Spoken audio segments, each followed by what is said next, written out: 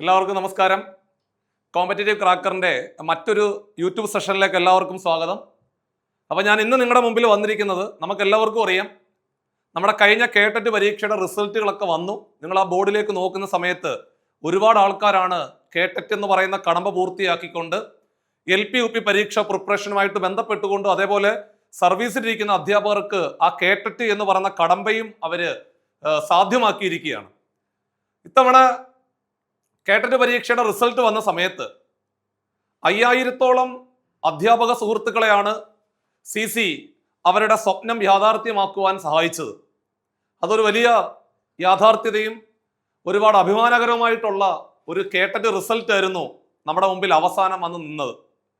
ഇനിയും പുതിയ സർവീസിലിരിക്കുന്ന അധ്യാപകർക്ക് വേണ്ടി മാത്രമായിട്ട് കേട്ടറ്റ് പരീക്ഷയുടെ ഡേറ്റ് കൂടി ഡിക്ലെയർ ചെയ്തിരിക്കുകയാണ്. അപ്പൊ നിങ്ങളുടെ മുമ്പിൽ ഇനി കുറച്ച് ദിവസങ്ങൾ മാത്രമാണ് ബാക്കിയുള്ളത്. അതേപോലെ തന്നെ എൻ്റെ ഈ വാക്കുകൾ കേൾക്കുന്നത് അവർ മാത്രമല്ല, സർവീസിലിരിക്കുന്ന അധ്യാപകർ മാത്രമല്ല, പുതുതായിട്ട് കേട്ടറ്റ് പരീക്ഷയുടെ നോട്ടിഫിക്കേഷൻ വെയിറ്റ് ചെയ്തുകൊണ്ട് മാത്സിന്റെ ഒരു നല്ലൊരു ക്ലാസ്സിന് വേണ്ടിയിട്ട് വെയിറ്റ് ചെയ്തുകൊണ്ടിരിക്കുന്ന അധ്യാപക സുഹൃത്തുക്കളും ഈ വീഡിയോ കാണുന്നവരാണ്. അപ്പൊ എല്ലാവർക്കും ഉപകാരപ്പെടുന്ന രീതിയിൽ നമ്മൾ മാത്സിനകത്തെ വളരെ പ്രധാനപ്പെട്ട ചോദ്യങ്ങൾ ക്ലാസ്സിൽ പഠിപ്പിക്കാൻ പോവാം. അപ്പൊ ഇന്നത്തെ ഈ ഒരു ക്ലാസ് കൊണ്ട് എങ്ങനെ പോയാലും ഒരു 6-7 മാർക്ക് ഒറ്റയടിക്ക് നിങ്ങൾക്ക് കിട്ടും. ഒന്നും അറിയാത്തൊരു വ്യക്തിക്ക് പോലും സിമ്പിളായിട്ട് ഒരു 6-7 മാർക്ക് അടിക്കാൻ പറ്റുന്ന ഒരു വണ്ടർഫുൾ സെഷനാണ്. എല്ലാം പ്രീവിയസ് ഇയർ ചോദ്യങ്ങളാണ്. ഓരോ ചോദ്യങ്ങളും ഡീറ്റെയിൽഡ് ആയിട്ട് ഞാൻ പറഞ്ഞു തരാം. തിരിച്ചു വാ. ഒന്നാമത്തെ ചോദ്യം. അപ്പൊ നമ്മള് K1 K2 മാത്സിനകത്തെ ചോദ്യങ്ങൾ മാത്രമാണ് ഇന്ന് പഠിപ്പിക്കാൻ പോകുന്നത്. ഓരോ ചോദ്യങ്ങളും ബുക്കിനകത്തേക്ക് വൃത്തിയായിട്ട് എഴുതണം. ഡീറ്റെയിൽഡ് എക്സ്പ്ലനേഷനും ഭംഗിയായിട്ട് എഴുതി വെക്കുക. വലിയ പ്രതീക്ഷയോടുകൂടി നിങ്ങൾ പരീക്ഷയ്ക്ക് അങ്ങോട്ട് എക്സാം ഹോളിൽ പോവുക. ഉറപ്പായിട്ടും ഇത്തവണ കേട്ടറ്റ് എന്ന് പറയുന്നത് നിങ്ങളുടെ അവസാനം കേട്ടറ്റില്ലാത്ത ഒരു പരീക്ഷയിലേക്കാണ് നിങ്ങൾ പോകുന്നത്. ഇനി നിങ്ങൾ ഈ ഒരു പരീക്ഷ കഴിഞ്ഞാൽ കേട്ടറ്റ് എന്ന് പറയുന്ന ആ കടമ്പ നേടിയെടുക്കുക എന്നുള്ള കാര്യം 100% ഉറപ്പാണ്. കമോണ്ട ഒന്നാമത്തെ ചോദ്യത്തിലേക്ക് പോവാം. ഒന്നാമത്തെ ചോദ്യം ഇതാണ്ടേ, 394 × 38 എന്ന് പറയുന്നത് 14972 ആണെങ്കിൽ, മക്കളെ 14972-നെ 3.8 കൊണ്ട് ഹരിച്ചാൽ ആൻസർ എത്രയാണ് കുഞ്ഞുങ്ങളെ എന്നാണ് ചോദ്യം. സ്ഥിരം ചോദ്യമാണ്. ഇത്തരത്തില് ഒരു ചോദ്യം ഡിജിറ്റ് മാത്രം മാറ്റി പരീക്ഷയ്ക്ക് സ്ഥിരമായിട്ട് കാണാറുണ്ട്. അത്തരത്തിൽ വന്നൊരു ചോദ്യമാണ് നിങ്ങളുടെ മുമ്പിലുള്ളത്. നിങ്ങൾ നോക്കിയേ, ദാണ്ടേ, നമുക്ക് കണ്ടുപിടിക്കേണ്ടത് 14972 ഡിവൈഡഡ് ബൈ 3.8. 3.8 എന്ന് പറയുമ്പോൾ ഇവിടെ 38 കിടക്കുന്നത് അല്ലേ? അപ്പൊ നമുക്കൊരു കാര്യം ചെയ്യാം, ഇവനെ പറഞ്ഞ് അപ്പുറത്തോട്ട് വിടാം അല്ലേ? ഈ സാധനത്തിനെ പറഞ്ഞ് വെറുതെ നമുക്ക് അപ്പുറത്തോട്ട് അങ്ങ് വിടാം. അപ്പോൾ നമുക്ക് കിട്ടും ഇവിടെ 394 മാത്രമായിട്ട് നിൽക്കും അല്ലേ? അപ്പൊ നമുക്ക് 394 ഈസ് ഈക്വൽ ടു ഗുണിച്ചുകൊണ്ടിരിക്കുന്ന 38 അപ്പുറത്തേക്ക് പോയാൽ ഹരണമായില്ലേ? ഇവിടെ ഗുണിച്ചുകൊണ്ടിരിക്കുന്ന 38-നെ പറഞ്ഞ് അപ്പുറത്തോട്ട് വിട്ടാൽ മക്കളെ ഹരണമായില്ലേടാ? അപ്പോ നമുക്ക് കിട്ടുന്നത് 14972 ഡിവൈഡഡ് ബൈ 38 എന്ന് കിട്ടും. എഴുതി വെച്ചു ഭംഗിയായിട്ട്. അത് അവിടെ നിൽക്കട്ടെ. ഇനി ചോദ്യകർത്താവ് നമ്മളോടൊന്ന് ചോദിച്ചത്, ഇനി അതിലേക്ക് പോവാം. ചോദ്യകർത്താവ് നമ്മളോട് ചോദിക്കുന്നു 14972 ഡിവൈഡഡ് ബൈ 3.8 എത്രയാണെന്നാണ് ചോദ്യകർത്താവ് നമ്മളോട് ചോദിക്കുന്നത്. മക്കളെ നമുക്കറിയാം, നമുക്ക് എന്തോ അറിയാം, അതായത് താഴത്തെ പോയിന്റ് മാറ്റണമെങ്കിൽ അല്ലേ, താഴത്തെ പോയിന്റ് മാറ്റണ്ടേ? അപ്പൊ താഴത്തെ പോയിന്റ് മാറ്റണമെങ്കിൽ സ്വാഭാവികമായിട്ടും ഒരു ദശാംശ സ്ഥാനമേ ഉള്ളൂ. ഒരു 10 കൊണ്ട് ഗുണിച്ചാൽ പോരെ? എടാ, പോയിന്റിന് ശേഷം ഒരു ഡിജിറ്റ് മാത്രമേ ഉള്ളെങ്കിൽ 10 കൊണ്ട് ഗുണിച്ചാൽ മതി. 2 ആണെങ്കിൽ 100 കൊണ്ട് ഗുണിക്കണം. ഇവിടെ ഒരു ഡിജിറ്റ് മാത്രമല്ലേ ഉള്ളൂ. അതുകൊണ്ട് താഴെ 10 കൊണ്ട് ഗുണിച്ചാൽ, മക്കളെ താഴെ നിങ്ങൾ 10 കൊണ്ട് ഗുണിക്കുവാണെന്നുണ്ടെങ്കിൽ, താഴെ 10 കൊണ്ട് ഗുണിച്ചാൽ സ്വാഭാവികമായിട്ടും 3.8 എന്ന് പറയുന്നത് 38 മാറും. അപ്പൊ ഞാൻ താഴെ വെറുതെ 10 കൊണ്ട് ഗുണിച്ചു. അപ്പൊ എന്തായി? 3.8 എന്നുള്ളത് 38 മാറി. പകരം നമ്മൾ എന്ത് ചെയ്യണം? മുകളിലും 10 കൊണ്ട് ഗുണിക്കണം. അത് മാത്സിന്റെ നിയമമാണ്. താഴെ 10 കൊണ്ട് ഗുണിച്ചാൽ മുകളിലും 10 കൊണ്ട് ഗുണിക്കണം. അത് മാത്സിന്റെ നിയമമാണ്. അപ്പൊ താഴെ 10 കൊണ്ട് ഗുണിച്ചപ്പോൾ 3.8 എന്ന് പറയുന്നത് 38. പകരം മുകളിലും 10 കൊണ്ട് ഗുണിച്ചു. ഇനി നമ്മൾ മേപ്പോട്ടൊന്ന് നോക്കിക്കേ. 14,972 ഡിവൈഡഡ് ബൈ 38 എന്ന് പറയുന്നത് 394 അല്ലേടാ? 14,972 ഡിവൈഡഡ് ബൈ 38 എന്ന് പറയുന്നത് 394 അപ്പൊ ഇത്രയും സാധനത്തിന് പകരം നമുക്ക് 394 അങ്ങോട്ട് എഴുതി വെക്കാം. ബാക്കി എന്നാ ഉണ്ട്? ബാക്കി ഇൻറ്റു 10 കിടപ്പുണ്ട്. 394 10 കൊണ്ട് ഗുണിച്ചാൽ 3940. അതായത് ഓപ്ഷൻ ബി എന്നുള്ള ഉത്തരത്തിലേക്ക് നമ്മൾ ഭംഗിയായിട്ട് അങ്ങ് എത്തിച്ചേർന്നിരിക്കുന്നു. ഒന്നാമത്തെ ആൻസർ എല്ലാവർക്കും മനസ്സിലായോ? നോക്ക്, ഒന്നും കൂടെ നോക്കും. ഇതാണ്ടേ ചെയ്യേണ്ടത് 14,972 ഡിവൈഡഡ് ബൈ 3.8 ആണ് കണ്ടുപിടിക്കേണ്ടത്. അവിടെ നിൽക്കട്ടെ. ഇവിടേക്ക് വരുമ്പോൾ ആ രീതിയിലേക്ക് മാറ്റാം. 14,972 ഡിവൈഡഡ് ബൈ 38 ഇവിടുന്ന് ഒപ്പിച്ചു 394. 394 ആണെന്ന് മനസ്സിലായി. ഇനി അവിടേക്ക് വരുമ്പോൾ താഴത്തെ ദശാംശ സ്ഥാനം മാറാൻ താഴെ 10 കൊണ്ട് ഗുണിച്ചു. പകരം നമ്മൾ എന്ത് ചെയ്യണം? മുകളിലും 10 കൊണ്ട് ഗുണിച്ചു. അപ്പൊ ഓക്കെ ആയി. അവിടെ 14,972 38 കൊണ്ട് ഹരിച്ചാൽ എടാ 394 ആണെന്ന് നമുക്ക് എല്ലാവർക്കും അറിയാം. അതിൻ്റെ കൂടെ ഇൻറ്റു ഒരു 10 കിടപ്പുണ്ട്. 394 10 കൊണ്ട് ഗുണിച്ചാൽ 3940 സെറ്റ്. ഇത്ര ഉള്ളു പരിപാടി. സോ എല്ലാവർക്കും മനസ്സിലായി. ഒന്നാമത്തെ ആൻസർ കഴിഞ്ഞു. രണ്ടാമത്തെ ചോദ്യം മക്കളെ പിടിച്ചോ. ഇതാണ്. ഒരു ചതുരക്കട്ടയുടെ നീളം, വീതി, ഉയരം ഇവ 12 സെന്റിമീറ്റർ, 6 സെന്റിമീറ്റർ, 9 സെന്റിമീറ്റർ ആണ്. ഇത്രയാണ് ചോദ്യകർത്താവ് പറഞ്ഞിരിക്കുന്നത്. അപ്പൊ നമുക്കൊരു ചതുരപ്പെട്ടി അങ്ങോട്ട് വരയ്ക്കാം.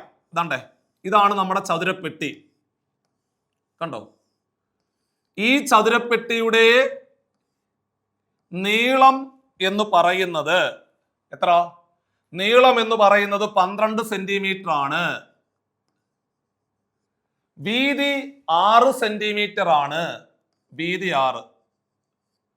ഹൈറ്റ് 9 സെന്റിമീറ്റർ ആണ്. ഹൈറ്റ് 9.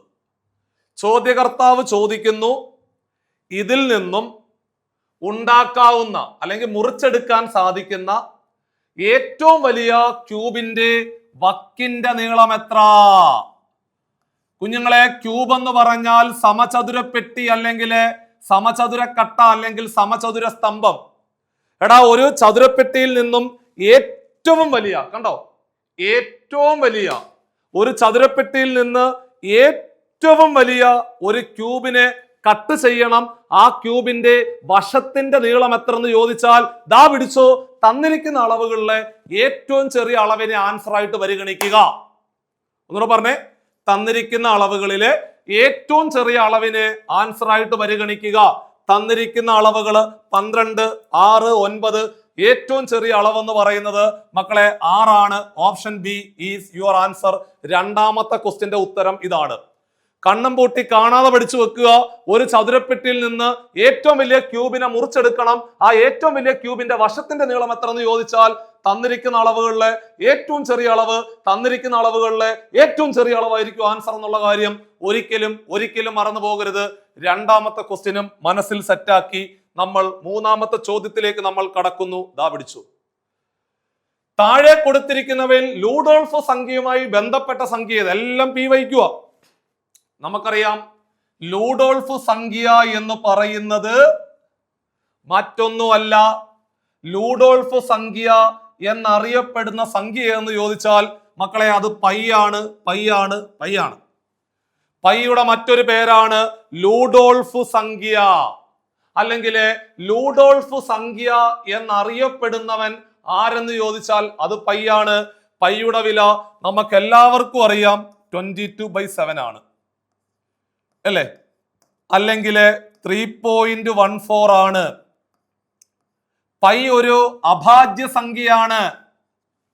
പൈ ഒരു അഭാജ്യ സംഖ്യ അല്ല, പൈ ഒരു അഭിന്നക സംഖ്യയാണ്. അഭാജ്യ സംഖ്യ അല്ല കേട്ടോ, തെറ്റിദ്ധരിക്കല്ലേ. പൈ ഒരു അഭിന്നക സംഖ്യയാണെന്നുള്ള കാര്യം മറന്നു പോരുത്. പൈ ഒരു അഭിന്നക സംഖ്യയാണ്, ഇറാഷണൽ നമ്പർ ആണ്, മറന്നു പോകരുത്. പൈ ഒരു അഭിന്നക സംഖ്യയാണ്. അഭാജ്യ സംഖ്യ എന്താണെന്ന് നമുക്കറിയാം, കരണികൾ എന്ന് എന്താണെന്ന് അറിയാം, പൂർണ്ണവർഗ സംഖ്യകൾ എന്താണെന്നും പഠിച്ചു വെച്ചോണം അറിയാത്തവര്. ഇവിടെ മക്കളെ, കരണികൾ എന്ന് പറഞ്ഞു കഴിഞ്ഞാല് റൂട്ടുള്ള സംഖ്യകളെ പറയുന്ന പേരാണ് കരണികൾ. റൂട്ടുള്ള സംഖ്യകൾ, എക്സാമ്പിൾ √2 ഒരു കരണിയാണ്, √7 ഒരു കരണിയാണ്, √10 ഒരു കരണിയാണ്. കരണികൾ എന്ന് പറഞ്ഞാല് ഇംഗ്ലീഷിലെ സഡ്സ് എന്ന് പറയും. റൂട്ടുള്ള സംഖ്യകളെ പറയുന്ന പേരാണ് കരണികൾ. അഭാജ്യ സംഖ്യകൾ എന്ന് പറഞ്ഞാല് ഒരു സംഖ്യയെ ആ സംഖ്യ കൊണ്ടും ഒന്നുകൊണ്ടും മാത്രമേ പൂർണ്ണമായിട്ട് ഹരിക്കാൻ പറ്റത്തുള്ളെങ്കിൽ അത്തരം സംഖ്യകളെ പറയുന്ന പേരാണ് അഭാജ്യ സംഖ്യകൾ, അല്ലെങ്കിൽ പ്രൈം നമ്പർ എന്ന് പറയും. ഏതൊക്കെയാണെന്ന് ചോദിച്ചാൽ 2, 3, 5, 7, 11, 13, 17, 19, 23 പോലെയുള്ള സംഖ്യകളെ പറയുന്ന പേരാണ് അഭാജ്യ സംഖ്യകൾ, അല്ലെങ്കിൽ പ്രൈം നമ്പർ എന്ന് പറയും. അതേപോലെ പൂർണ്ണവർഗ സംഖ്യകൾ എന്ന് പറഞ്ഞാല് 1ന്റെ സ്ക്വയർ 1, 2ന്റെ സ്ക്വയർ 4 അല്ലേ മക്കളെ, 3ന്റെ സ്ക്വയർ 9. അങ്ങനെ സ്ക്വയർ എടുക്കുമ്പോൾ കിട്ടുന്ന സംഖ്യകളെ പറയുന്ന പേരാണ് പൂർണ്ണവർഗ സംഖ്യകൾ. അപ്പൊ പൂർണ്ണവർഗ സംഖ്യകൾ ഏതൊക്കെയാ? 1, 4, 9, 16, 25, 36, 49, 81 ഇത്തരം സംഖ്യകളെ പറയുന്ന പേരാണ് പൂർണ്ണവർഗ സംഖ്യകൾ എന്നുള്ള കാര്യം കൂടെ നിങ്ങളുടെ മനസ്സിലെ ഓർമ്മയിൽ സൂക്ഷിക്കുക. അപ്പോൾ ലൂഡോൾഫ് സംഖ്യ എന്ന് പറയുന്നത് പൈ ആണ്. പൈ ഒരു അഭിന്നക സംഖ്യയാണെന്ന് മനസ്സിലാക്കുക, മറന്നു പോകരുത്. അടുത്ത ചോദ്യം പലതവണ പരീക്ഷയ്ക്ക് ചോദിക്കുന്ന ചോദ്യം, ദേശീയ ഗണിത ശാസ്ത്ര ദിനം എന്നാണ്? നാഷണൽ മാത്തമാറ്റിക്സ് ഡേ എന്നാണ് ദേശീയ ഗണിത ശാസ്ത്ര ദിനമായിട്ട് ആചരിക്കുന്നത്. നമുക്കെല്ലാവർക്കും അറിയാം, ഡോക്ടർ ശ്രീനിവാസ രാമാനുജൻ എന്ന് പറയുന്ന മഹാനായ ഇന്ത്യൻ ഗണിത ശാസ്ത്രജ്ഞന്റെ ബർത്ത്ഡേ, ജന്മദിനം ഡിസംബർ 22. ആ ഡിസംബർ 22 ഡോക്ടർ ശ്രീനിവാസ രാമാനുജൻ ജനിച്ചത്. ആ ഡോക്ടർ ശ്രീനിവാസ രാമാനുജൻ ജനിച്ച ആ ജന്മദിനമുണ്ടല്ലോ, ആ ജന്മദിനമാണ് നമ്മൾ ദേശീയ ഗണിത ശാസ്ത്ര ദിനമായിട്ട് ആചരിക്കുന്നത്. ഡിസംബർ 22 മറന്നു പോകരുത്. രാമാനുജൻ കണ്ടുപിടിച്ച മാജിക്കൽ നമ്പറാണ് 1729. 1729 എന്ന് പറയുന്നത് രാമാനുജൻ സംഖ്യയാണെന്നുള്ള കാര്യം ഓർത്തിരിക്കുക. അന്താരാഷ്ട്ര ഗണിത ശാസ്ത്ര ദിനം എന്ന്, ഇന്റർനാഷണൽ മാത്തമാറ്റിക്സ് ഡേ എന്ന്, അന്താരാഷ്ട്ര ഗണിത ശാസ്ത്ര ദിനം എന്ന് ചോദിച്ചാല് അത് മാർച്ച് 14 മറന്നു പോകരുത്. അന്താരാഷ്ട്ര ഗണിത ശാസ്ത്ര ദിനം മാർച്ച് 14, അല്ലെങ്കിൽ പൈ ദിനം, അതെല്ലാം മാർച്ച് 14. പക്ഷേ ദേശീയ ഗണിത ശാസ്ത്ര ദിനം എന്ന് ഒരുപാട് തവണ പരീക്ഷയ്ക്ക് ചോദിച്ചിട്ടുണ്ട്. 1729 എന്ന് പറയുന്ന ആ മാജിക്കൽ നമ്പർ കണ്ടുപിടിച്ച നമ്മുടെ എല്ലാവരുടെയും പ്രിയപ്പെട്ട രാമാനുജൻ എന്ന് പറയുന്ന ആ മഹാനായ ആ ഗണിത ശാസ്ത്രജ്ഞന്റെ ജന്മദിനം ഡിസംബർ 22 ദേശീയ ഗണിത ശാസ്ത്ര ദിനമായിട്ട് ഇന്ത്യയിലെ ജനങ്ങൾ ആചരിക്കുന്നത് എന്നുള്ള കാര്യം ഒരിക്കലും മറന്നു പോകരുത്. 1729 ഓർത്തിരിക്കുക, രാമാനുജനെ ഓർത്തിരിക്കുക, ഡിസംബർ 22 ഓർത്തിരിക്കുക, മാർച്ച് 14 ഓർത്തിരിക്കുക. അതേപോലെ 6174 എന്ന് പറയുന്ന മറ്റൊരു മാജിക്കൽ നമ്പർ കൂടി ഉണ്ട് മക്കളെ. അതിനെ പറയുന്ന പേരാണ് കാപ്രിയേക്കർ കോൺസ്റ്റന്റ്. അതും കൂടെ ഓർമ്മയിൽ ഉണ്ടാവണം. DR കാപ്രിയേക്കർ എന്ന് പറയുന്ന മഹാരാഷ്ട്രക്കാരനായിട്ടുള്ള ഒരു അധ്യാപകൻ കണ്ടുപിടിച്ച മറ്റൊരു മാജിക്കൽ നമ്പറാണ് 6174. എന്താണെന്ന് പിന്നെ പറഞ്ഞു തരാം. നിങ്ങൾ ജസ്റ്റ് കാണാതെ പഠിച്ചു വെക്കുക. കാപ്രിയേക്കർ സ്ഥിരസംഖ്യ ഏത്? കാപ്രിയേക്കർ കോൺസ്റ്റന്റ് ഏത്? 6174. 6774. അടുത്തത് ദാണ്ടെ എപ്പോഴും പരീക്ഷയ്ക്ക് വരുന്ന ചോദ്യം, താഴെ തന്നിരിക്കുന്നവയിൽ ത്രികോണത്തിന്റെ വശങ്ങളാകാൻ സാധ്യതയുള്ളത് ഏത്, സാധ്യതയില്ലാത്തത് ഏത്, അങ്ങനെ ചോദിക്കാറുണ്ട്. അത്തരത്തിൽ പരീക്ഷയ്ക്ക് ചോദിച്ചൊരു ചോദ്യം, ഒരു ത്രികോണത്തിന്റെ ചുറ്റളവ് 27 സെന്റിമീറ്റർ, ഇതിന്റെ വശങ്ങളാകാവുന്ന അളവുകൾ ഏതൊക്കെയാണ്? മക്കളെ, ഒരു ത്രികോണത്തിന്റെ ചുറ്റളവ് തന്നിട്ട് ചുറ്റളവ് തന്നിട്ട് വശങ്ങളാകാൻ സാധ്യതയുള്ള അളവുകളേവാ, വശങ്ങളാകാൻ സാധ്യതയുള്ള അളവുകളേവാ എന്ന് ചോദിക്കാം. അങ്ങനെ ഒരു ചോദ്യം വരുമ്പോൾ നിങ്ങൾ ചെയ്യേണ്ട പരിപാടി, ചുറ്റളവിന്റെ പകുതി എടുക്കുക. എഴുതിയെടുക്കുക കുഞ്ഞുങ്ങളെ, മക്കളെ, ഒരു ബുക്കിനകത്തേക്ക് എഴുതിയെടുക്കടാ. ചുറ്റളവിന്റെ പകുതി എടുക്കുക, ചുറ്റളവിന്റെ പകുതി എടുക്കുക, ചുറ്റളവിന്റെ പകുതി എടുക്കുക. 27ന്റെ പകുതി 26ന്റെ പകുതി 13 അപ്പോൾ 13.5. അതായത് 27ന്റെ പകുതി 13.5. ചുറ്റളവിന്റെ പകുതിയിലും കുറവായിരിക്കണം ഓരോ വശവും, ചുറ്റളവിന്റെ പകുതിയിലും കുറവായിരിക്കണം ഓരോ വശവും, ചുറ്റളവിന്റെ പകുതിയിലും കുറവായിരിക്കണം ഓരോ വശവും എന്നുള്ള കാര്യം മറന്നു പോരുത്. അപ്പോൾ ചുറ്റളവിന്റെ പകുതി 13.5. അപ്പോൾ ഓരോ വശവും 13.5നേക്കാൾ ചെറിയ നമ്പർ ആയിരിക്കണം. അതാണ് നിയമം. അപ്പോൾ 8 എന്ന് പറയുന്നത് 13.5നേക്കാൾ ചെറിയ നമ്പറാ. 13 എന്ന് പറഞ്ഞാലും ഓക്കെയാണ്, 13.5നേക്കാൾ ചെറിയ നമ്പറാ. 6 എന്ന് പറയുന്നതും 13.5നേക്കാൾ ചെറിയ നമ്പറാണ്. സെറ്റ്. ഓപ്ഷനെ താഴോട്ട് നോക്കേണ്ട ആവശ്യമില്ല. താഴോട്ട് നോക്കേണ്ട ആവശ്യമില്ല. അപ്പോൾ എല്ലാവരും കാണാതെ പഠിച്ചു വെക്കണം. എന്ത് പഠിച്ചു വെക്കണം? ചുറ്റളവ്, ഒരു ത്രികോണത്തിന്റെ ചുറ്റളവിന്റെ പകുതിയിലും കുറവായിരിക്കും ഓരോ വശവും. ഒരു ത്രികോണത്തിന്റെ ചുറ്റളവിന്റെ പകുതിയിലും കുറവായിരിക്കും ഓരോ വശവും. ഒരു ത്രികോണത്തിന്റെ ചുറ്റളവിന്റെ പകുതിയിലും കുറവായിരിക്കണം, അല്ലെങ്കിൽ കുറവായിരിക്കും ഓരോ വശവും എന്നുള്ള കാര്യം മറന്നു പോകാൻ പാടില്ല. ദാ പിടിച്ചോ, അടുത്ത ക്വസ്റ്റ്യൻ എന്ന് പറയുന്നത് ദാണ്ട വന്നു. തുടർച്ചയായ 2 സംഖ്യകളുടെ വർഗങ്ങളുടെ വ്യത്യാസം 197 ആണെങ്കിൽ മക്കളെ അതിനകത്തെ വലിയ സംഖ്യ ഏതാടാ കുഞ്ഞുങ്ങളെ എന്നാണ് ചോദ്യം. ഇതാണ് ചോദ്യം. അപ്പോൾ തുടർച്ചയായ 2 സംഖ്യ, തുടർച്ചയായ 2 സംഖ്യകൾ എന്ന് പറഞ്ഞാൽ ആദ്യത്തവൻ എത്രയാണോ അവന്റെ കൂടെ 1 കൂട്ടുന്നതല്ലേ മറ്റത്, അല്ലേ? ഇപ്പൊ ഒരു നമ്പർ 10 ആണെങ്കിൽ അടുത്ത 11 അല്ലേടാ. തുടർച്ചയായ സംഖ്യ എന്ന് പറഞ്ഞാൽ 20 21, 40 41, 39 40, 27 28, അങ്ങനെ തുടർച്ചയായ സംഖ്യകൾ എന്ന് പറഞ്ഞാൽ 1 കൂട്ടിയാൽ മതി. അപ്പോൾ ആദ്യത്തേത് നമുക്ക് എക്സ് എന്ന് എടുക്കാം, അല്ലേ? നമുക്ക് പേന മാറ്റാം. ആദ്യത്തെ സംഖ്യ നമുക്ക് എക്സ് എന്ന് അങ്ങോട്ട് എടുക്കാം. ഐശ്വര്യമായിട്ട് ഞാൻ ആദ്യ സംഖ്യ എക്സ് എന്നങ്ങ് എടുത്തു. അപ്പോൾ സ്വാഭാവികമായിട്ടും അടുത്തത് 1 കൂട്ടിയാൽ പോരെ, എക്സ് പ്ലസ് 1 എന്ന് വരും. ആദ്യത്തെ സംഖ്യ എക്സ്, അപ്പോൾ അടുത്തത് എക്സ് പ്ലസ് 1 ആണെന്ന് മനസ്സിലായി. സെറ്റ്. ചോദ്യകർത്താവ് പറയുന്നു തുടർച്ചയായ 2 സംഖ്യകളുടെ വർഗങ്ങളുടെ വ്യത്യാസം. അപ്പൊ വർഗം എടുക്കണം, വർഗത്തിന്റെ വ്യത്യാസം എടുക്കണം. അപ്പൊ ഇതിനകത്ത് വലിയ നമ്പർ അതല്ലേ, അപ്പൊ അതിന്റെ വർഗം എടുക്കുക, സ്ക്വയർ എടുക്കുക. മക്കളെ, വർഗം എടുക്കാൻ പറഞ്ഞാൽ സ്ക്വയർ എടുക്കുക, വർഗം എടുക്കാൻ പറഞ്ഞാൽ സ്ക്വയർ എടുക്കുക. എടാ, വർഗങ്ങളുടെ വ്യത്യാസം 197 ആണ്. വർഗങ്ങളുടെ വ്യത്യാസം 197 എഴുതി വെച്ചു. തുടർച്ചയായ 2 സംഖ്യകളുടെ വർഗങ്ങളുടെ വ്യത്യാസം 197 എന്ന് പറഞ്ഞു എഴുതി വെച്ചു. ക്ലിയറാ? ഇനി ഞാൻ ഇവിടെ നോക്കിക്കേ, ഇതൊരു a+b ഹോൾ സ്ക്വയർ ഫോമിലല്ലേ കിടക്കുന്നത് മക്കളെ? ഇതൊരു a+b ഹോൾ സ്ക്വയർ ഫോമിലല്ലേടാ കിടക്കുന്നത്. അപ്പോൾ a+b ഹോൾ സ്ക്വയർ ആണെങ്കിൽ നമുക്കറിയാം a square plus 2ab plus B square അല്ലേ? അല്ലേ? ആണ്. അപ്പോൾ a സ്ക്വയർ എക്സിന്റെ square a square plus 2ab 2 into X into 1 2AB. അപ്പൊ 2x എന്ന് വരും. 2AB 2 into X into 1. അപ്പൊ എല്ലാം കൂടെ ഗുണിച്ചാൽ 2x എന്ന് കിട്ടും.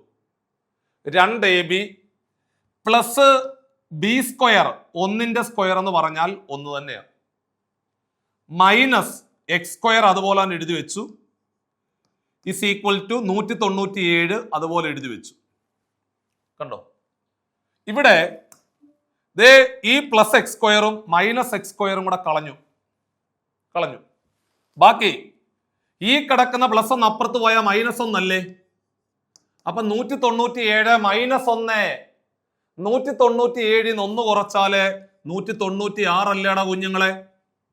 196ന്റെ പകുതി 98 അല്ലേ മക്കളെ? അല്ലേ? 196 ഡിവൈഡഡ് ബൈ 2 98 ആണെന്ന് മനസ്സിലായി. അപ്പോൾ ആദ്യത്തെ സംഖ്യ 98 ആണ്. അപ്പോൾ ഇത് സ്വാഭാവികമായിട്ടും 99 ആണെന്ന് മനസ്സിലായി. ആദ്യ സംഖ്യ 98, അടുത്തത് 99 ആണെന്ന് മനസ്സിലായി. അവയിൽ വലിയ സംഖ്യ ഏത്? വലിയവൻ 99 ആണ്. അപ്പൊ ആൻസർ ഓപ്ഷൻ എ ആയിരുന്നു റൈറ്റ് ആൻസർ എന്ന് പറയുന്നത്. സിംപ്ലി നമുക്ക് ആൻസർ കിട്ടിയിരിക്കുകയാണ് ഓപ്ഷൻ എ. അപ്പോൾ വർഗങ്ങളുടെ വ്യത്യാസം എന്ന് പറഞ്ഞാല് വർഗം കണ്ടുപിടിക്കുക, വ്യത്യാസം എടുക്കുക. വർഗങ്ങളുടെ വ്യത്യാസം സ്ക്വയർ എടുക്കുക, വർഗം എന്ന് പറഞ്ഞാൽ സ്ക്വയർ എടുക്കുക, വർഗങ്ങളുടെ വ്യത്യാസം കണ്ടുപിടിക്കുക. അതാണ് പറഞ്ഞത്. നല്ലൊരു ചോദ്യമായിരുന്നു. ഉത്തരം ഓപ്ഷൻ എ 99 ആയിരുന്നു റൈറ്റ് ആൻസർ. അങ്ങനെയാണെങ്കിൽ അടുത്ത ക്വസ്റ്റ്യനിലേക്ക് നമ്മൾ പോകുന്നു. ദേണ്ടേ ചോദിച്ച് ഒരല്പം ബുദ്ധിമുട്ടുണ്ടാക്കിയ ഒരു ചോദ്യമാണ്. പ്രോഫിറ്റ് ആൻഡ് ലോസ് എന്ന് പറയുന്ന ചാപ്റ്ററുമായിട്ട് ബന്ധപ്പെട്ടുകൊണ്ട് ചോദിച്ച ചോദ്യമാണ്. എല്ലാ ചോദ്യങ്ങളും മുൻ വർഷങ്ങളിൽ കേട്ടറ്റ് പരീക്ഷകൾക്ക് ചോദിച്ച ചോദ്യങ്ങളായതുകൊണ്ട് നമ്മുടെ ഇന്നത്തെ ക്ലാസ്സിൽ നിന്നും നിങ്ങൾക്ക് ചിലപ്പോൾ 6-7 മാർക്ക് സ്കോർ ചെയ്യാൻ സാധിക്കും. അപ്പൊ അതുകൊണ്ട് അതാണ് ആ പാറ്റേൺ നമുക്ക് മനസ്സിലാക്കി പിടിക്കാൻ പറ്റും. അതാണ് പ്രത്യേകത. ഇതണ്ടേ ഒരു ബാഗിന് 20% വില കൂട്ടിയിട്ടതിന് ശേഷം 20% വില കുറച്ച് വിറ്റു. മനസ്സിലാക്കണം. 20% വില കൂട്ടിയിട്ടിട്ട് 20% വില കുറച്ചു. അപ്പോൾ ലഭിച്ചത് 672 രൂപയാണ്. ഈ ബാഗിന് ആദ്യം ഉണ്ടായിരുന്ന വില എത്രയാണ് മക്കളെ എന്നാണ് ചോദ്യം. ഇതായിരുന്നു ചോദ്യം. എടാ ഇത്തരത്തിലൊരു ചോദ്യം വരുമ്പോൾ ആ ക്വസ്റ്റ്യന്റെ അവസാന സെന്റൻസ് എന്താ? എന്താണ് അവസാന സെന്റൻസ്? ചോദിച്ചത് ബാഗിന്റെ തുടക്കത്തിലെ വില എത്ര എന്നാ ചോദ്യം. അപ്പോൾ ബാഗിന്റെ തുടക്കത്തിൽ ഉണ്ടായിരുന്ന വില ഉണ്ടല്ലോ, അത് നമുക്ക് എക്സ് ആണെന്ന് അങ്ങ് കരുതാം. കണ്ടോ? ബാഗിന്റെ തുടക്കത്തിൽ ഉണ്ടായിരുന്ന വില എത്ര? എക്സ് ആണ്. 20% വില കൂട്ടി. എപ്പോഴും ഒരു സാധനത്തിന്റെ വില എപ്പോഴും 100%. 20% കൂട്ടുക എന്ന് പറഞ്ഞാൽ 120% മാറും അല്ലേടാ? 10% കൂട്ടുക എന്ന് പറഞ്ഞാൽ 110%. 20% വില കൂട്ടി എന്ന് പറഞ്ഞാൽ 120%. 30% വില കൂട്ടി എന്ന് പറഞ്ഞാൽ 130%. 40% വില കൂട്ടി എന്ന് പറഞ്ഞാൽ 140%. അപ്പോൾ 20% വില കൂട്ടിയിട്ടു എന്ന് പറഞ്ഞാല് 120% ആണ്. ആയി. കണ്ടോ? 120% ആയി. അതിനുശേഷം 20% വില കുറച്ചു എന്നാണ് പറയുന്നത്. മക്കളെ ഞാൻ പറഞ്ഞല്ലോ, 20% വില കൂട്ടിയിട്ടു എന്ന് പറഞ്ഞാൽ 120, 20% വില കുറച്ചു എന്ന് പറഞ്ഞാൽ 80, 10% വില കുറച്ചു എന്ന് പറഞ്ഞാൽ 90, 10% വില കൂട്ടിയിട്ടു എന്ന് പറഞ്ഞാൽ 110%. അപ്പൊ ഇവിടെ 20% വില കുറച്ചു. 20% വില കുറയ്ക്കുക എന്ന് പറഞ്ഞാല് 80% അല്ലേ? ഈ രണ്ട് പ്രോസസ്സുകൾ കഴിയുമ്പോൾ എത്ര ആവും? 672 672 ആകും എന്ന് പറഞ്ഞു എഴുതി വെച്ചു. അപ്പോൾ തുടക്കത്തിലെ വില എക്സ് എന്നെടുത്തു. 20% വില വർദ്ധിപ്പിക്കുക എന്ന് പറഞ്ഞാൽ 120% ആണ്. 20% വില കുറയ്ക്കുക എന്ന് പറഞ്ഞാൽ 80% ആണ്. ഈ രണ്ട് പരിപാടികൾ കൂടി കഴിയുമ്പോൾ 672 ആണ് ഫൈനൽ വില. അത് എഴുതി വെച്ചു. കണ്ടുപിടിക്കേണ്ടത് ആ എക്സിന്റെ വിലയാണ് നമുക്ക് കണ്ടുപിടിക്കേണ്ടത്. ആ എക്സ് കണ്ടുപിടിക്കാൻ വേണ്ടി ഈ ഇവിടെ കിടക്കുന്ന നമ്മുടെ ഇവന്മാരെ രണ്ടുപേരെ എടുത്ത് അപ്പുറത്തോട്ട് അങ്ങ് തട്ടി. ഇവന്മാരെ രണ്ടുപേരെ അപ്പുറത്തോട്ട് തട്ടിയാൽ സ്വാഭാവികമായിട്ടും ഹരണമായിട്ട് മാറത്തില്ല, മാറും. പക്ഷെ ഇവിടെ കുഴപ്പമൊന്നുമില്ല, ഇവിടെ തിരിച്ചിട്ട് ഗുണിച്ചാൽ മതി. ഇവിടെ ഇട്ടിരിക്കുന്നവൻ അപ്പുറത്തേക്ക് പോയാൽ അവനെ തിരിച്ചിട്ട് ഗുണിക്കുക, അതിനെയാണ് നമ്മൾ ഹരിക്കുക എന്ന് പറയുന്നത്. ഗുണനം ഹരണമായിട്ട് മാറും, അത്രേ ഉള്ളൂ. സംഭവം തിരിച്ചിട്ട് ഗുണിക്കുക, അത്ര ആലോചിച്ചാൽ മതി. അപ്പൊ 120/100 എന്നുള്ളത് 100/120 മാറി. സെറ്റ്. 80/100 അപ്പുറത്ത് പോയാൽ 100/80 ആയിട്ട് മാറി. ഇനി വെട്ടിക്കും. ഇനി പതുക്കെ പതുക്കെ പതുക്കെ പതുക്കെ നമ്മൾ വെട്ടണം. 80 100 കൂടെ 20 കൊണ്ട് വെട്ടാം. 20 കൊണ്ട് വെട്ടുക എന്ന് പറഞ്ഞ അർത്ഥം 20 കൊണ്ട് ഹരിക്കുക എന്നാണ് അർത്ഥം, അല്ലേ? 20 കൊണ്ട് വെട്ടുക എന്ന് പറഞ്ഞ അർത്ഥം 20 കൊണ്ട് ഹരിക്കുക എന്നാണ് അർത്ഥം. രണ്ടുപേരും 20ന്റെ ഗുണിതങ്ങളായതുകൊണ്ട്. അല്ലെങ്കിൽ 0 വെട്ടിയിട്ട് 2 കൊണ്ട് വെട്ടിയാലും മതി, അങ്ങനെ ആയാലും മതി. 80നെ 20 കൊണ്ട് ഹരിച്ചാൽ 4 എന്ന് വരും. നിങ്ങൾ അങ്ങനെ ചെയ്താലും മതിയടാ. 100നെ 20 കൊണ്ട് ഹരിച്ചാല് 5 എന്ന് വരും. അതേപോലെ ഇവിടെയും താണ്ട 0 വെട്ടിയിട്ട് താണ്ടേ 2 കൊണ്ട് വെട്ടിയാൽ 12നെ 2 കൊണ്ട് ഹരിച്ച 6 വരും. 10നെ 2 കൊണ്ട് ഹരിച്ചാല് 5 എന്ന് വരും. മനസ്സിലായോ? ഇനി ഈ കിടക്കുന്ന 6ഉം ഈ കിടക്കുന്ന 672 കൂടെ 6 കൊണ്ട് വെട്ടാം. 6 കൊണ്ട് വെട്ടുക എന്ന് പറഞ്ഞ അർത്ഥം 6 കൊണ്ട് ഹരിക്കുക. അപ്പോൾ 672നെ 6 കൊണ്ട് ഹരിച്ച എത്ര? ചെയ്ത് ദാണ്ട സൈഡിലോട്ട് ചെയ്ത് നോക്കിയാൽ മതി. ദാണ്ടേ 1 6 7 താത്തിറക്കി 1 6 1 2 2 6 12 112 112 എന്ന് വരും. കണ്ടോ? ആ കിടക്കുന്ന 4ഉം ഈ കിടക്കുന്ന 112 കൂടെ സിമ്പിളായിട്ട് 4 കൊണ്ട് വെട്ടാം. 4 കൊണ്ട് വെട്ടുക എന്ന് പറഞ്ഞ അർത്ഥം 4 കൊണ്ട് ഹരിക്കുക. 4നെ 4 കൊണ്ട് ഹരിച്ചാൽ 1 എന്ന് വരും. 112നെ 4 കൊണ്ട് ഹരിച്ചാല് 112നെ 4 കൊണ്ട് ഹരിച്ചാല് 2 4 8 3 2 8 4 32 എന്ന് വരത്തില്ലേ? മുകളില് 28 എന്ന് വരും. കണ്ടോ? ഇനി വേറൊന്നും ഇല്ല. 28ഉം 25ഉം ഇനി ബാക്കിയുള്ളത്. മക്കളെ സൈഡിലോട്ട് മാറ്റിയിട്ട് എടാ 28നെ 25 കൊണ്ടൊന്ന് ഗുണിച്ചു നോക്കിയ എല്ലാവരും. 28നെ 25 കൊണ്ട് ഗുണിച്ചാൽ ദേണ്ടേ ആൻസർ 700 എന്ന് കിട്ടും. 28നെ 25 കൊണ്ട് ഗുണിച്ചാല് നമ്മളുടെ ആൻസർ എന്ന് പറയുന്നത് 700. ഓപ്ഷൻ ബി ആയിരുന്നു അതിന്റെ ശരിയായിട്ടുള്ള ഉത്തരം. ഓപ്ഷൻ ബി ആയിരുന്നു. സ്ഥിരം ചോദ്യമാണ്, മനസ്സിലാക്കി വെച്ചോണം. 20% വില കൂടുക എന്ന് പറഞ്ഞാൽ 120%, 20% വില കുറയുക എന്ന് പറഞ്ഞാൽ 80%, 30% വില കൂടുക എന്ന് പറഞ്ഞാൽ 130%, 30% വില കുറയുക എന്ന് പറഞ്ഞാല് 70% ആണെന്നുള്ള കാര്യം ഒരിക്കലും മറന്നു പോകാൻ പാടില്ല. അപ്പൊ നമുക്ക് അടുത്ത ചോദ്യത്തിലേക്ക് പതിയെ പോകാം. അടുത്ത ചോദ്യം ദാ വന്നിട്ടുണ്ട്. ശതമാനം എന്ന് പറയുന്ന ടോപ്പിക്കുമായിട്ട് ബന്ധപ്പെട്ട ചോദ്യമാണ്. മക്കളെ ചോദ്യം ഒന്ന് വായിച്ചു നോക്കിയേ. എക്സിന്റെ 15%ഉം വൈയുടെ 20% തുല്യമാണെങ്കിൽ മക്കളെ എക്സ് ഈസ് ടു വൈ എത്ര? എടാ എക്സ് ഈസ് ടു വൈ എത്ര എന്ന ചോദ്യം. എക്സ് ഈസ് ടു വൈ എന്ന് പറഞ്ഞാൽ അതിന്റെ അർത്ഥം എക്സ് ബൈ വൈ എത്ര എന്ന് തന്നെയാണ് അതിന്റെ അർത്ഥം. കാരണം നമ്മൾ ചെറിയ ക്ലാസ്സിൽ പഠിച്ചിട്ടുണ്ട് എ ഈസ് ടു ബി എന്ന് പറയുന്നത് എ ബൈ ബി ആണ്. അപ്പോൾ എക്സ് ഈസ് ടു വൈ കണ്ടുപിടിക്കാൻ പറഞ്ഞാൽ അതിന്റെ അർത്ഥം എക്സ് ബൈ വൈ കണ്ടുപിടിക്കാൻ തന്നെയാണ് ചോദ്യകർത്താവ് ചോദിക്കുന്നത്. തന്നിരിക്കുന്നത് എക്സിന്റെ 15%.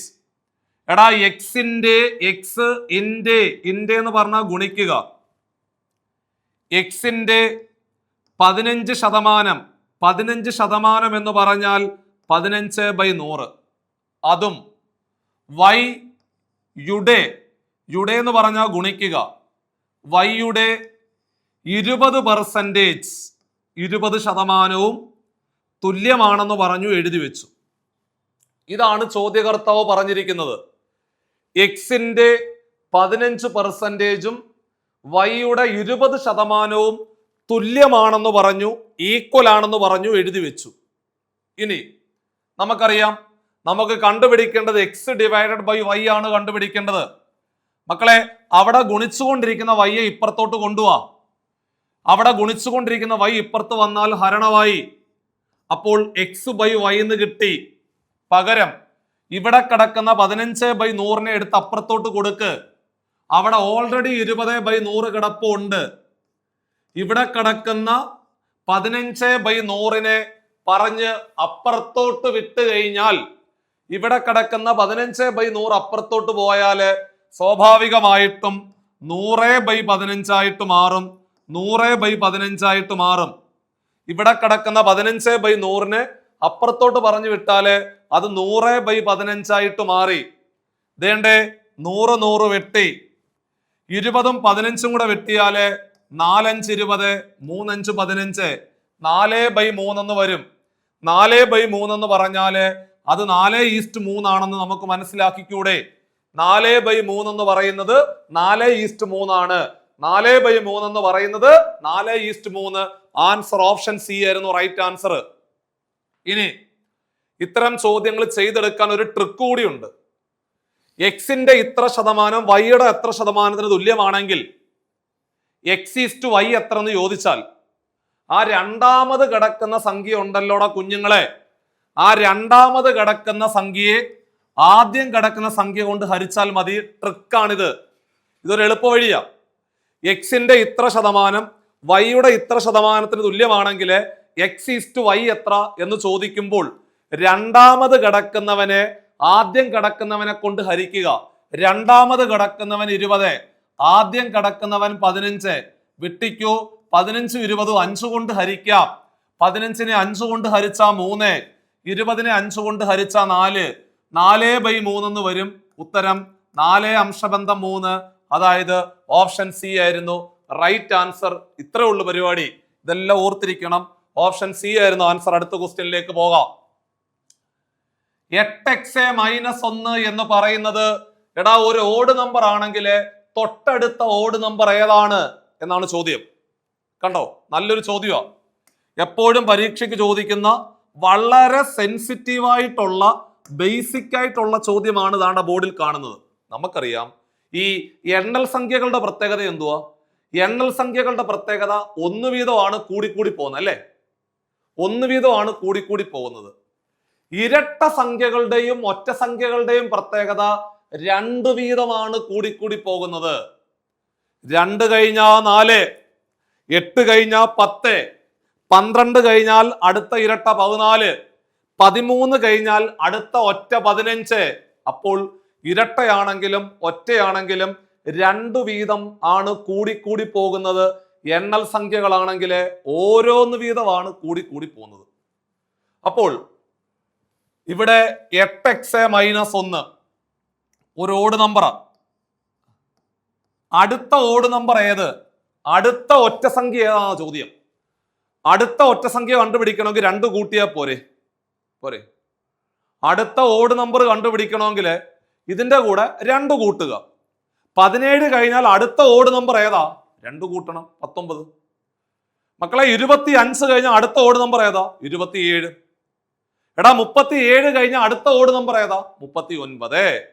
അപ്പോൾ ഇത് കഴിഞ്ഞുള്ള ഓഡ് നമ്പർ അല്ലെങ്കിൽ ഈവൻ നമ്പർ എന്ത് പണ്ടാരെങ്കിലും ആയിക്കോട്ടെ 2 കൂട്ടുക. 2 കൂട്ടി. ഇനി 8x എന്ന് പറഞ്ഞാൽ ഒന്നും ചെയ്യാൻ പറ്റത്തില്ല. ഈ -1ഉം +2ഉം കൂടെ ചേർന്നാൽ, ഈ -1ഉം +2ഉം കൂടെ ചേരുമ്പോൾ നമ്മൾ കുഞ്ഞു ക്ലാസ്സിൽ പഠിച്ചിട്ടുണ്ട്, സംഖ്യകൾക്ക് വ്യത്യസ്ത ചിഹ്നമാണെങ്കിൽ വലുതിന്ന് ചെറുത് കുറയ്ക്കുക, വലുതിന്റെ ചിഹ്നം കൊടുക്കുക. വലുതിന്ന് ചെറുത് കുറയ്ക്കുക, വലുതിന്റെ ചിഹ്നം കൊടുക്കുക. വലുതിന്ന് ചെറുത് കുറയ്ക്കുക, വലുതിന്റെ ചിഹ്നം കൊടുക്കുക. 2ന്ന് 1 കുറച്ചാൽ 1, വലുതിന്റെ ചിഹ്നം പ്ലസ്. അപ്പൊ ഉത്തരം 8x+1. ഓപ്ഷൻ ബി ആയിരുന്നു അതിന്റെ ശരിയായിട്ടുള്ള ഉത്തരം എന്ന് പറയുന്നത്. സിമ്പിൾ ആയിട്ട് നിങ്ങൾക്ക് ക്രാക്ക് ചെയ്യാൻ പറ്റുന്ന അടിപൊളി ചോദ്യമാണ് പരീക്ഷയ്ക്ക് ചോദിച്ചത്. അടുത്ത ക്വസ്റ്റ്യൻ പിടിച്ചു. അടുത്ത ചോദ്യം പിടിച്ചു. 2 സംഖ്യകളുടെ വർഗങ്ങളുടെ തുക 61. മക്കളെ സംഖ്യകൾ നമുക്ക് എങ്ങനെ എടുക്കാം? സംഖ്യകള് എക്സും വൈയും ആണെന്ന് കരുതിക്കോട്ടെ. സംഖ്യകള് എടാ എക്സും വൈയും ആണെന്ന് കരുതാം. സംഖ്യകൾ എക്സും വൈയും ആണെന്ന് കരുതി. വർഗങ്ങളുടെ തുക. വർഗമെടുത്തു, തുക എടുത്തു. തുക തുക എന്ന് പറഞ്ഞ പ്ലസ്. വർഗങ്ങളുടെ തുക 61. 61 എഴുതി വെച്ചു. കണ്ടോ, രണ്ട് സംഖ്യകൾ എക്സും വൈയും ആണ്. വർഗങ്ങളുടെ തുക, വർഗം എടുക്കുക, ആഡ് ചെയ്യുക. വർഗങ്ങളുടെ തുക 61. ഗുണനഫലം ഗുണിച്ചാൽ എക്സും വൈയും കൂടെ ഗുണിക്കുമ്പോൾ ഉത്തരം 30 ആണെന്ന് പറഞ്ഞു, എഴുതി വെച്ചു. കണ്ടുപിടിക്കേണ്ടത് സംഖ്യകളുടെ തുക എത്ര? മക്കളെ, നിങ്ങൾ കണ്ടുപിടിക്കേണ്ടത് എക്സ് പ്ലസ് വൈ എത്രടാ പിള്ളേരെ? എക്സ് പ്ലസ് വൈ എത്ര എന്ന ചോദ്യം. എക്സ് പ്ലസ് വൈയുടെ വില എത്ര? അപ്പോൾ സംഖ്യകള് ഒരാൾ എക്സ്, അടുത്തവൻ വൈ ആണ്. വർഗങ്ങളുടെ തുക എന്ന് പറഞ്ഞാല് x square plus y square is equal to 61. ഗുണനഫലം 30, ഗുണിച്ച 30 എഴുതി വെച്ചു. തുക എത്ര? എക്സ് പ്ലസ് വൈയുടെ വില എത്ര? എക്സ് പ്ലസ് വൈയുടെ വില എത്ര എന്നാണ് ചോദ്യം. എഴുതുക. നമ്മൾ പഠിച്ചിട്ടുണ്ട് ദേണ്ടേ x plus y the whole square is equal to a plus b the whole square is equal to a square plus 2ab plus B square എഴുതി വെച്ചു. കണ്ടോ, ഇക്വേഷൻ എഴുതി വെച്ചു. A plus b whole square is equal to a square plus 2ab plus B square. അപ്പോൾ x plus y the whole square is equal to x square plus 2xy plus y square. ഇവിടെ നമുക്കറിയാം ഈ കിടക്കുന്ന X സ്ക്വയറും ഈ കിടക്കുന്ന Y സ്ക്വയറും കൂടെ കൂട്ടിയാലുള്ള ഉത്തരം ചോദ്യകർത്താവ് തന്നിട്ടുണ്ട്. ദാറ്റ് ഈസ് 61 എഴുതി വെച്ചു. പ്ലസ് ചിഹ്നം കൊടുത്തു. 2 അതുപോലെ എഴുതി. മക്കളെ, എക്സ് വൈയുടെ വില 30. ദേണ്ട 30 എഴുതി വെച്ചു. എക്സ് വൈയുടെ വില 30 അതുപോലെ എഴുതി വെച്ചു. 2 തുടക്കത്തിൽ എഴുതി വെച്ചു. എക്സ് വൈയുടെ വില 30 എഴുതി വെച്ചു. ദേണ്ടേ 61 പ്ലസ് 30 ഇൻറ്റു 2 60. 61 60 കൂടെ കൂട്ടിയാൽ 121 എന്ന് കിട്ടി. അതായത് x plus y the whole square is equal to 121. X plus y the whole square is equal to 121 ആണെങ്കിൽ x plus y is equal to root എടുത്താൽ പോരെ. 121ന്റെ റൂട്ട് എടുത്താല് മക്കളെ പിടിച്ചോ, 11. Option A is your final answer. Set. പിടിച്ചോ, മനസ്സിലായോ? ഒന്നും കൂടെ പറഞ്ഞു തരാം. ചോദ്യകർത്താവ് തന്നിരിക്കുന്ന ഡേറ്റകൾ എന്തൊക്കെയാ? വർഗങ്ങളുടെ തുക തന്നിട്ടുണ്ട്. എക്സ് സ്ക്വയർ പ്ലസ് വൈ സ്ക്വയറിന്റെ വില തന്നിട്ടുണ്ട്. ഗുണനഫലം എക്സ് വൈ തന്നിട്ടുണ്ട്. കണ്ടുപിടിക്കേണ്ടത് സംഖ്യകളുടെ തുക എത്ര? എക്സ് പ്ലസ് വൈയുടെ വില എത്ര എന്നാണ് ചോദ്യം.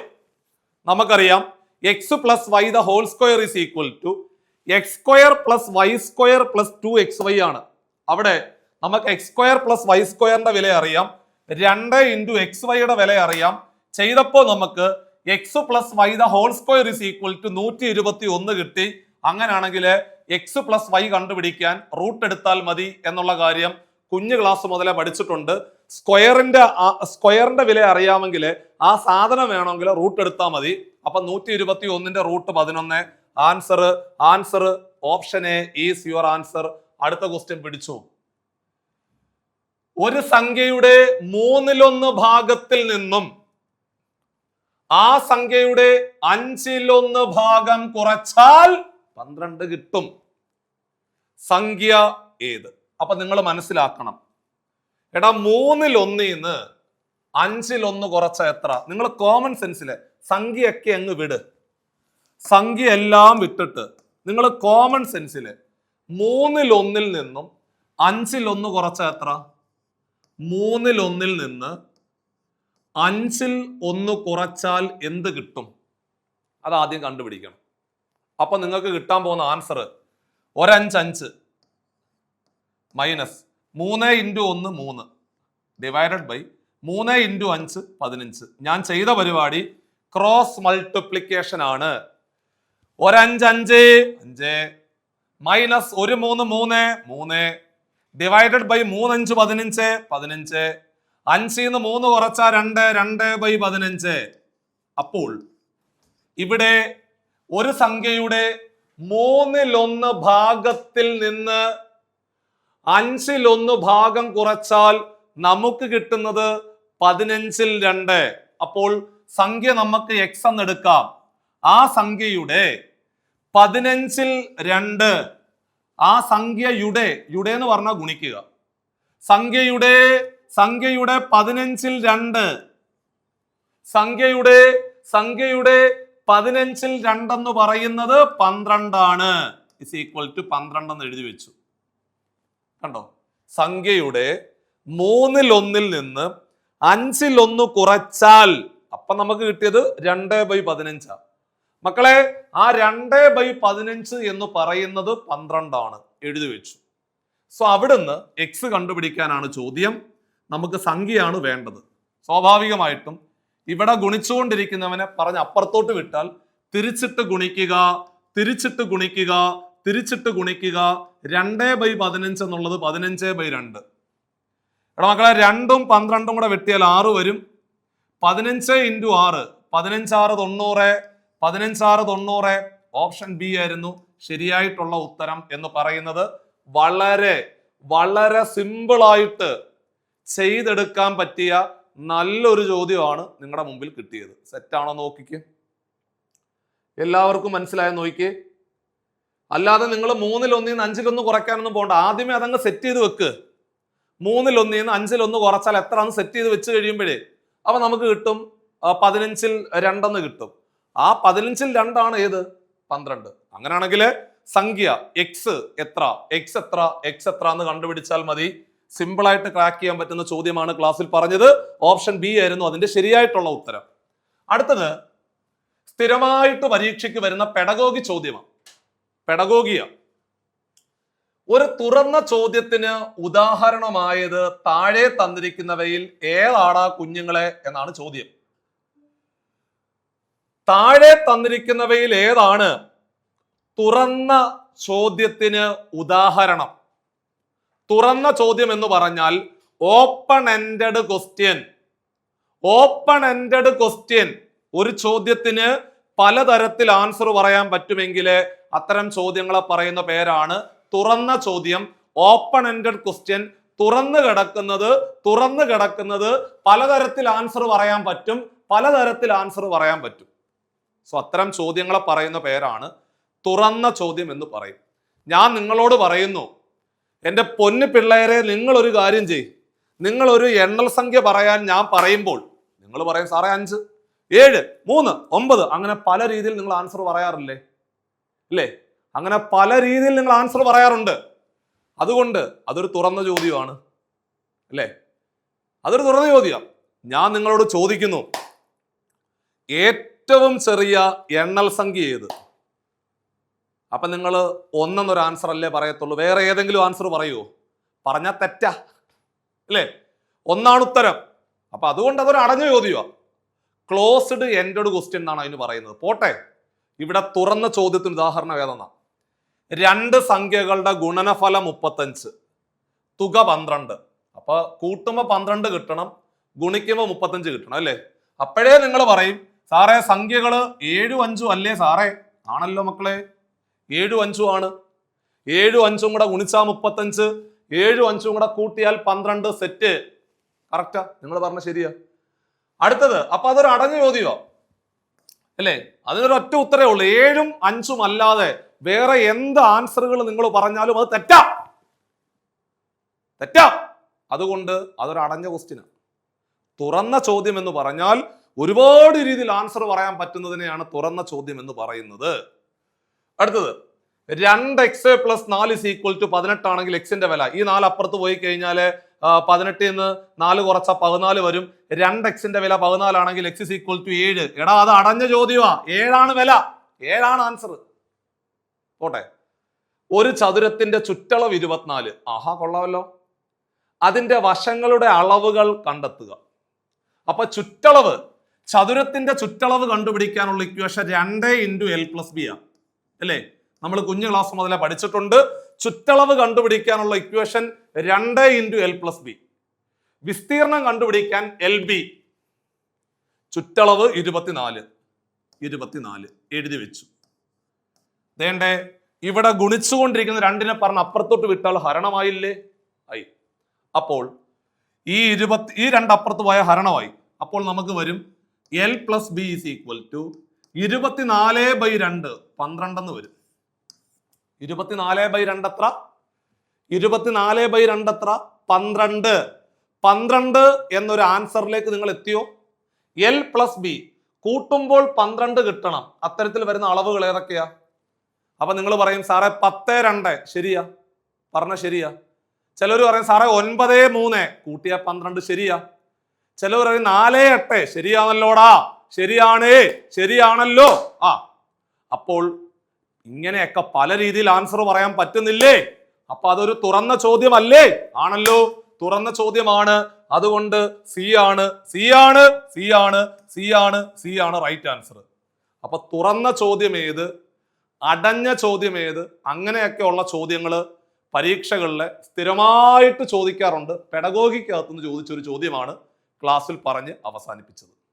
കഴിഞ്ഞുപോയ കേട്ടറ്റ് പരീക്ഷകളിലെ, അതായത് റെഗുലർ കേട്ടറ്റ് പരീക്ഷകളിലും സർവീസിലുള്ള പരീക്ഷകൾക്കുമൊക്കെ സ്ഥിരമായിട്ട് മാത്സിനകത്തുനിന്ന് ചോദിച്ച ചോദ്യങ്ങൾ ഡീറ്റെയിൽഡ് ആയിട്ട് ക്ലാസ്സിൽ പറഞ്ഞ് അവസാനിപ്പിച്ചു.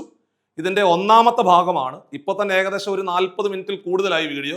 അപ്പൊ നിങ്ങൾ കണ്ട് പൂർത്തിയാക്കുന്നതിന്റെ സൗകര്യപ്രകാരം നമ്മളിത് 2-3 ഭാഗങ്ങളായിട്ട് നിങ്ങളിലേക്ക് എത്തിക്കാം. അപ്പൊ നിങ്ങൾക്ക് ഇത് കാണുമ്പോഴും ഒരു അസൗകര്യം വരത്തില്ല. മറ്റേതാകുമ്പോൾ 1 മണിക്കൂർ 1.5 മണിക്കൂറൊക്കെ ആകുമ്പോൾ കാണുന്നതിൽ ഒരു ബുദ്ധിമുട്ട് വരും. അപ്പൊ അതുകൊണ്ട് ഇത്രയും നോട്ടുകൾ നിങ്ങൾ വൃത്തിയായിട്ടൊരു ബുക്കിനകത്തേക്ക് എഴുതി തയ്യാറാക്കുക. അപ്പോഴത്തേക്ക് അടുത്ത വീഡിയോ ഇതിന്റെ പുറകിൽ അങ്ങോട്ട് വരും നിങ്ങളുടെ മുമ്പിൽ. അങ്ങനെ 2-3 മാത്സിന്റെ ക്ലാസ് കഴിയുമ്പോൾ ഈ പറയുന്ന 20-25 മാർക്ക് നിങ്ങളുടെ കയ്യിൽ അങ്ങ് ഇരിക്കും. വേറെ പ്രശ്നമൊന്നുമില്ല. ഇത്രേ ഉള്ളൂ പരിപാടി, ഇത്രേ ഉള്ളൂ. അത്രയും മാത്രം നിങ്ങൾ നോക്കിയാൽ മതി. ഇനി കാലതാമസം കൂടാതെ നിങ്ങൾക്ക് ലൈവുകൾ അറ്റൻഡ് ചെയ്തുകൊണ്ട് പരീക്ഷയ്ക്ക് വേണമെങ്കിൽ ഭംഗിയായിട്ട് നേരിടാം. അതിന് വേണ്ടിയിട്ട് നിങ്ങൾക്ക് ഇതാണ്ട് നമ്മളിവിടെ ഒരു ബോർഡ് നമ്പർ ഉണ്ടല്ലോ, ആ ബോർഡ് നമ്പറിൽ കോൺടാക്ട് ചെയ്തുകൊണ്ട് ഇത്തരത്തിലെ ലൈവ് ക്ലാസ്സുകൾ അറ്റൻഡ് ചെയ്തുകൊണ്ട് നിങ്ങൾക്ക് ഭംഗിയായിട്ട് നേരിടാൻ പറ്റും പരീക്ഷ.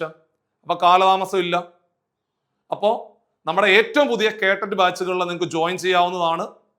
സർവീസിലിരിക്കുന്ന അധ്യാപകരെ മാത്രം ഫോക്കസ് ചെയ്തുകൊണ്ട് അവർക്ക് കുറേ നാളുകളായിട്ട് അവർ പഠിച്ച ഭാഗങ്ങളൊന്നും അല്ല ഇത്, നമുക്ക് നേരത്തെ അറിയാം. സോ നിങ്ങളുടെ ആ ഒരു ബുദ്ധിമുട്ട് പരിഗണിച്ചുകൊണ്ട് അത്തരം മേഖലകൾ കേന്ദ്രീകരിച്ചുകൊണ്ട് ഏറ്റവും പ്രധാനപ്പെട്ട കാര്യങ്ങളെ മാത്രം പഠിപ്പിക്കുന്ന ഏറ്റവും പുതിയ ബാച്ചുകൾ തുടങ്ങിയിട്ടുണ്ട്. പരീക്ഷ കുറച്ച് ഡേറ്റ് ഒരു എക്സ്റ്റൻഷൻ കിട്ടിയിട്ടുണ്ട്. എല്ലാ സാധ്യതകളും പരമാവധി പ്രയോജനപ്പെടുത്തിക്കൊണ്ട് നിങ്ങൾക്ക് പരീക്ഷ നേരിടാവുന്നതാണ്. ഇനിയും നിങ്ങൾ CC ലേണിംഗ് ആപ്പ് ഡൗൺലോഡ് ചെയ്തിട്ടില്ലെങ്കിൽ എല്ലാവരും ഡൗൺലോഡ് ചെയ്യുക. ഒരുപാട് ഫ്രീ കണ്ടന്റുകൾ അവൈലബിൾ ആണ്. അപ്ഡേറ്റുകൾ കൃത്യമായിട്ട് അറിയാൻ പറ്റും. കേട്ടിട്ട് പ്രീവിയസ് ഇയർ ചോദ്യപേപ്പർ നിങ്ങൾക്ക് ഫ്രീ ആയിട്ട് ഡൗൺലോഡ് ചെയ്തെടുക്കാം. പരീക്ഷകൾ, മോഡൽ എക്സാമുകൾ ഫ്രീ ആയിട്ട് എഴുതാൻ പറ്റും. അങ്ങനെ ഒരുപാട് സാധ്യതകളുണ്ട്. അത്തരം സാധ്യതകൾ കൂടി നിങ്ങൾക്ക് ഈ ആപ്പ് വഴി പ്രയോജനപ്പെടുത്തിക്കൊണ്ട് കേട്ടിട്ട് പരീക്ഷ നേരിടാം. അപ്പൊ നിങ്ങളുടെ എല്ലാ സജഷൻസ് വീഡിയോയ്ക്ക് താഴെ കമന്റ് ആയിട്ട് പോരട്ടെ. അടുത്ത വീഡിയോയിൽ കാണാം.